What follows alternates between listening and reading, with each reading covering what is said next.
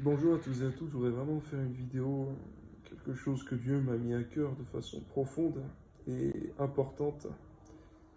Et un sujet précis, c'est les personnes que nous évangélisons, à qui nous témoignons de l'évangile et que nous témoignons par nos vies également.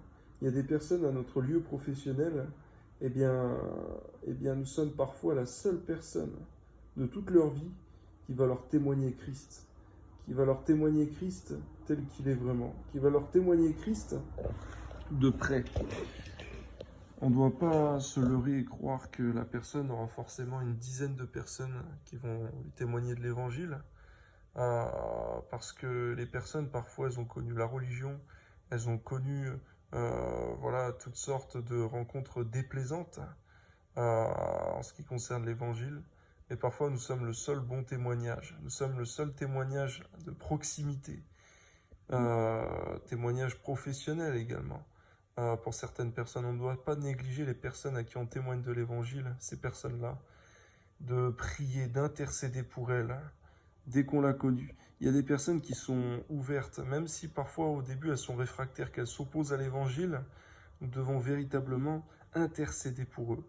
Je m'inclus dedans également, de devoir intercéder pour eux, les noter sur des sujets de prière, se prendre d'amour, d'affection pour elles, comme des enfants en Christ, même s'ils ne sont pas toujours forcément nés de nouveau pour le moment. On doit leur annoncer l'évangile si cette porte peut s'ouvrir.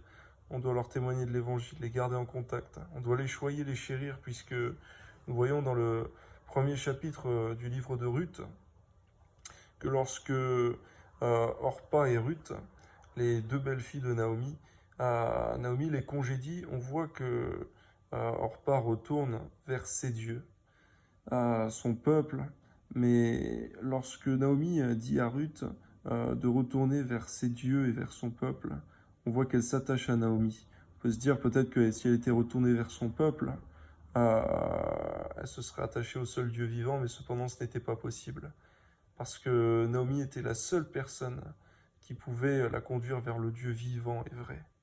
Et parfois nous sommes la seule personne qui peut amener des contacts de proximité au Dieu vivant et vrai, et à Jésus-Christ. C'est pourquoi je nous prie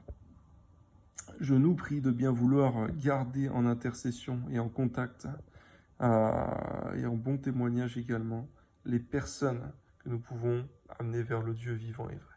Que Dieu vous bénisse.